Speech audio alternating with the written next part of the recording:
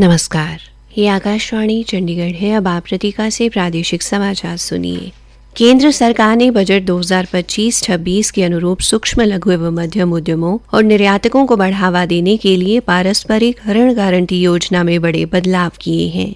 एक रिपोर्ट। ऋण गारंटी योजना के अंतर्गत पात्र सूक्ष्म, लघु एवं मध्यम उद्यमों मशीनरी या उपकरण खरीदने के लिए 100 करोड़ तक के सावधि ऋण पर 60% गारंटी कवरेज का प्रावधान किया गया है। संशोधित योजना में चौथे वर्ष बाद किस्तों में 5% अग्रिम अंशदान वापसी की जा सकती है। संतोषजनक ऋण प्रदर्शन पर चौथे वर्ष से हर साल इसका 1% वापस हो जाएगा। पात्रता मानदंड को विस्तारित कर सेवा क्षेत्र के MSME को भी इसमें शामिल किया गया है। मशीनरी और उपकरणों के लिए न्यूनतम परियोजना लागत की जरूरत 75% से घटाकर 60% कर दी गई है। अश्विनी कुमार शर्मा, आकाशवाणी समाचार, चंडीगढ़।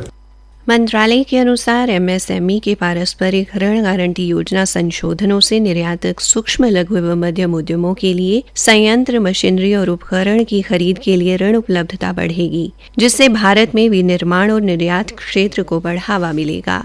विश्व जल दिवस के अवसर पर प्रधानमंत्री नरेंद्र मोदी ने नागरिकों से पानी की हर बूंद के संरक्षण और उसके जिम्मेदार उपयोग को सुनिश्चित करने की अपनी प्रतिबद्धता को दोहराने का आह्वान किया है।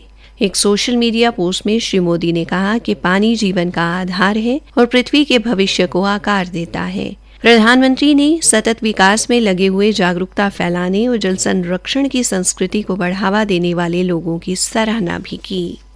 भारत विद्युत सम्मेलन 2026 में एक जापानी कंपनी ने हरियाणा में लगभग 4,000 करोड़ रुपए का निवेश करने में दिलचस्पी दिखाई है। सम्मेलन के दौरान जापानी कंपनी TDK कॉरपोरेशन के एक प्रतिनिधिमंडल ने हरियाणा के मुख्यमंत्री नायब सिंह से मुलाकात की, जिसमें केंद्रीय ऊर्जा मंत्री मनोहर लाल भी मौजूद रहे।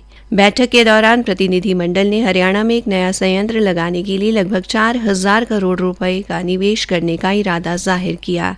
कंपनी की योजना राज्य में एक battery energy storage system unit स्थापित करने की है।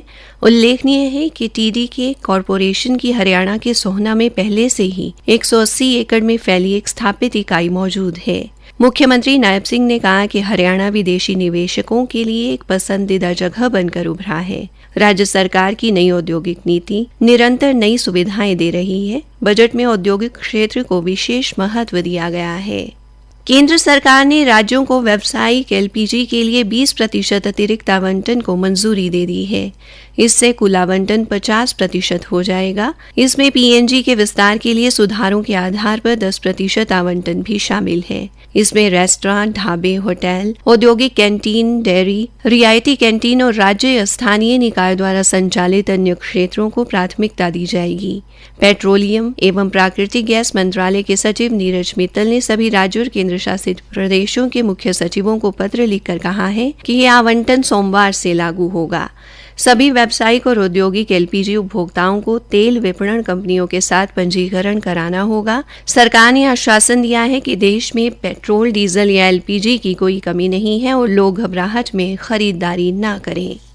हरियाणा विधानसभा के सौजन्य से मुरथल के दीनबंधु छोटूराम विज्ञान एवं प्रौद्योगिकी विश्वविद्यालय में संविधान के सिद्धांत, विशेषताएं एवं विधायिका के कार्य विषय पर एक भव्य एवं प्रेरणादायक युवा सम्मेलन का आयोजन किया गया। इस सम्मेलन में राज्यसभा के उपसभापति श्री हरिवंश ने मुख्य अतिथि के तौर पर शिरकत की। उन्होंने युवाओं को राष्ट्र निर्माण में सक्रिय भूमिका निभाने का आह्वान किया। उपसभापति ने हरियाणा विधानसभा द्वारा किए जा रहे नवाचारों और सकारात्मक पहलों की सराहना करते हुए कहा कि लोकतंत्र को सशक्त बनाने के लिए विधानसभा द्वारा उठाए गए कदम अत्यंत सराहनीय हैं। उन्होंने कहा कि विधानसभा अध्यक्ष हरविंदर कल्याण की अध्यक्षता में सचिवालय अधिकारियों के लिए क्षमता निर्माण योजना, विधायी प्रारूपण कार्यशालाएं, नगर निकाय प्रतिनिधियों के सम्मेलन, मीडिया संवाद तथा युवाओं के लिए युवा संसद जैसे कार्यक्रम आयोजित किए गए हैं। ये प्रयास लोकतांत्रिक मूल्यों को मजबूत करने में मील का पत्थर साबित हो रहे हैं। इसी के साथ ये समाचार बुलेटिन समाप्त हुआ।